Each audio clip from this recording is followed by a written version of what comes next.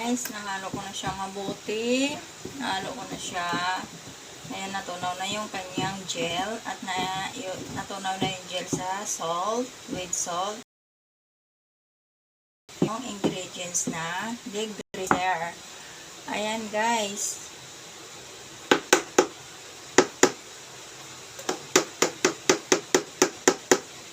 Ayan po. Nilagay ko na po ang degreaser na ingredients po. Ayan, nilagay ko na siya.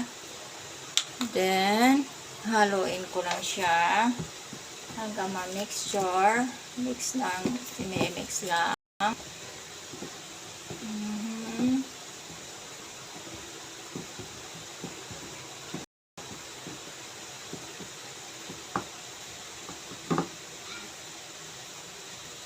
Tapos, ilagay na natin yung anti-bac represerve. Ito. Tapos na natin ilagay yung degreaser foam. Tapos, booster, moisturizer. Ito na po. Ilagay ko na po siya, guys. Ayan. Mimix ko na siya. Sa area nyo po, guys. Sa nyo po yung Ayan. Then, after that, guys, mimix na naman natin siya. Ayan.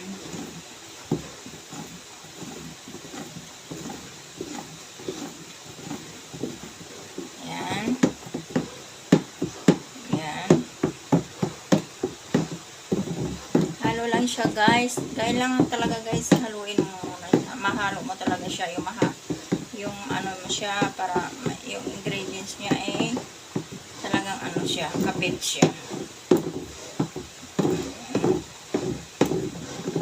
Mahirapan lang kayo siguro sa depende po sa paghalo. Pero sa akin naman po kasi, hindi naman ako ganun nahirapan kasi nga, 1 hour, binabad ko siya sa tubig. Yun yung po guys, ang paggawa ng dishwashing guys. Ayan na. After that guys, imimix ko na yung colorant niya, skin. Ano ba yun?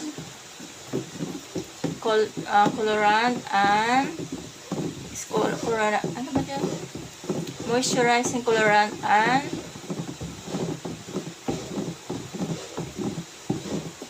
ito guys. Ito na, ihalo ko na to guys. Haluin ko na siya. I-mix ko na to guys. Ayan.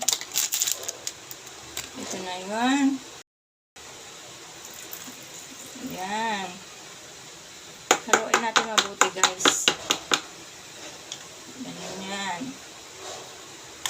Tapos ito rin ang partner niya doon. Ayan. Para magkaroon ng kulay ang ating mga ang ating dishwashing soft na ginawa. Ito rin po yung sa niya, bubbles.